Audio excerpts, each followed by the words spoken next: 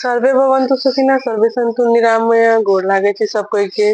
आज हम 15 दिन एगो सिंपल इंटरमिटेंट फास्टिंग के बारे में बतावे जा रहल छी।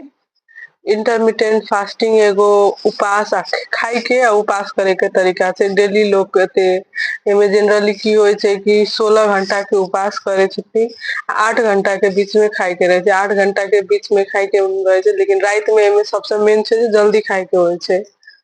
जेना कि अगर सबेर में अगर अहाँ एगो कप चायो पियलियै, अगर 7 बजे चाय पियलियै आ रात में अगर 10 बजे तक में खाना खेलियै, लास्टो लास्ट चीज अगर रात के 10 बजे तक में दूधो पी के या फिर किछो मीठ वाला कैलोरी वाला किछो खाने खेलियै किछो, तो अहाँ के बीच में 9 घंटा के उपास भेलै। मतलब बीच में 9 घंटा अहाँ सब नहीं खेलियै तो ओकरे खनी बढ़बैत जाय के छै। ओइसे की होय छै कि अपन सबके वेट लॉस में सबसे बढ़िया, वजन कम करे में सबसे बढ़िया फायदा करे छै आरो देह के एनर्जी बढ़ावे छै। एमे की होय छै जे लीवर खाना पचावे छै आ संगे अगर जते गैप बढ़ल जाय छै तो जखन पेट में खाना नहीं रहे छै तो लीवर की करे छै अपन सबके जे वजन फैट जे छै, फैट के सेहो एनर्जी बनावे छै। ओइ ला सबसे जल्दी वेट लॉस करे के लेल ई बहुत बढ़िया तरीका छै, लेकिन सबके अपन शरीर के हिसाब से करऽ के चाही। जे प्रेग्नेंट छथिन, जे बहुत लो बीपी वाला छथिन, जे बहुत पातर छथिन, जे डायबिटीज वाला छथिन, टाइप 1 वाला डायबिटीज वाला सब नहीं करऽ के होय छै। एमे एना बीमार सबके नहीं करऽ के होय छै। सबके अपन शरीर के क्षमता देख के करऽ के होय छै। जेना 9 घंटा के बीच में उपास भेलै, अगर सबेर 7 बजे से लेकर रात के 10 बजे तक, धीरे-धीरे एकरा उपास के बढ़ा सकै छियै।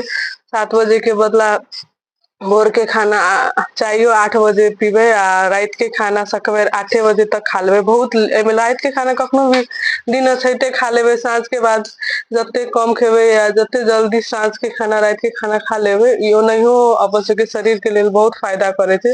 दिन अछैते जेना-जेना सूरज ऊपर जाय छथिन तेना-तेना अपन सबके पेट में खाना पचबे के शक्ति बढ़ल जाय छै आ जखने साँझ पड़ल जाय छै, घटल जाय छै, तेना-तेना आब खाना के देह शरीर के पचावे के क्षमता कम भेल जाय छै। इंसुलिनो के आराम भेटे छै, तुरंत खाना के पचबै ला ओते मेहनत नहीं करऽ पड़े छै।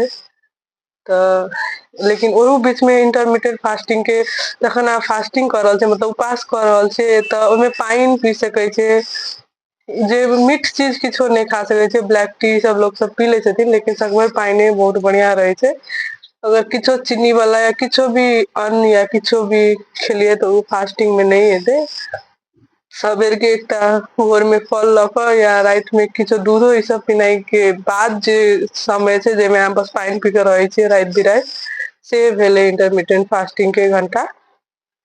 तऽ धीरे-धीरे सकबे बढ़ा सकै छियै एकरा। 9 घंटा के 10 घंटा, 11 घंटा, 12 घंटा, बहुत से बहुत 14 घंटा तको एगो बहुत भेलै।